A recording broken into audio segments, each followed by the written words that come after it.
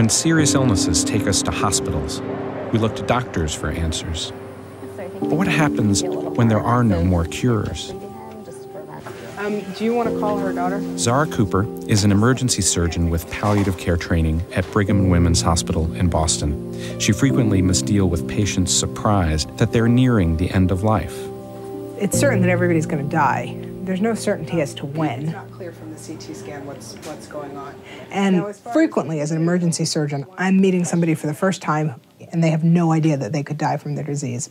Whether that's because nobody's told them or they're in denial, I don't know, but it's always a surprise.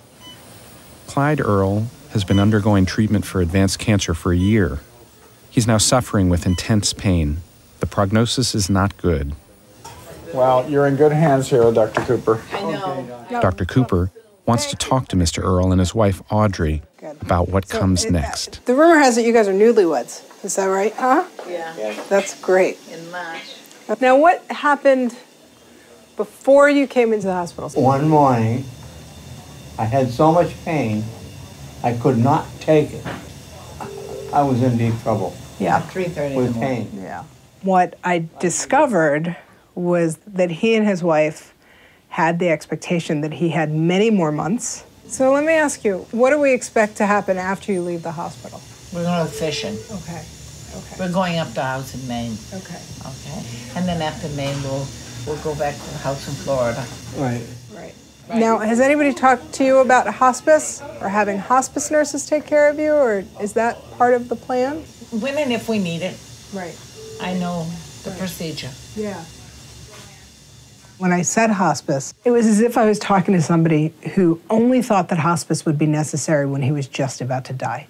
My impression was that that was the goal, was to get him to hospice. I think my primary concern is... I think the lesson learned is that you have to ask. You can't make those assumptions because oftentimes patients and their families aren't at all where you think they are and aren't at all where you think they should be. But Zara Cooper had at least started a conversation about the end of life. We are here to take care of you, okay? All right. As Clyde Earle's condition worsens, Dr. Cooper brought in Kathy Selvaggi, a senior palliative care physician whose expertise is in end-of-life care.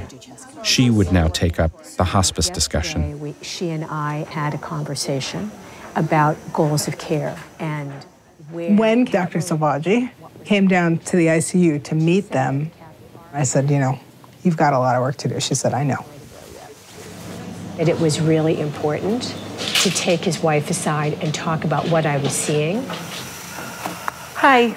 How are you, Audrey? Let's not ask a question like that. I know. Clyde? Good morning. It's been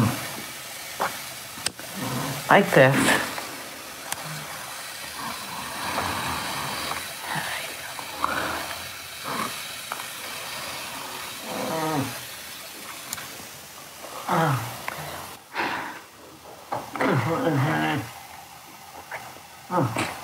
I don't like it.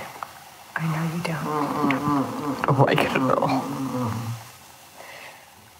It is a process.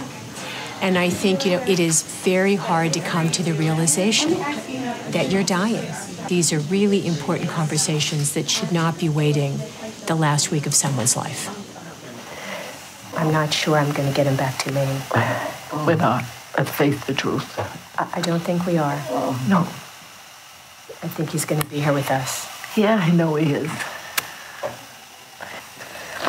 I guess I was in my own world, figuring everything could be fixed. In my heart, though, I knew better. I knew what was ahead. He didn't. And I didn't share it with him. It's those moments when people show that they want to talk about it. Once somebody gives you that kind of opening, in palliative care, we're trained to take that opening and to identify that as a moment where you can help somebody. Whereas I think the natural inclination is to say, we're going to get him better, and you're going to get him home, because it makes you feel better.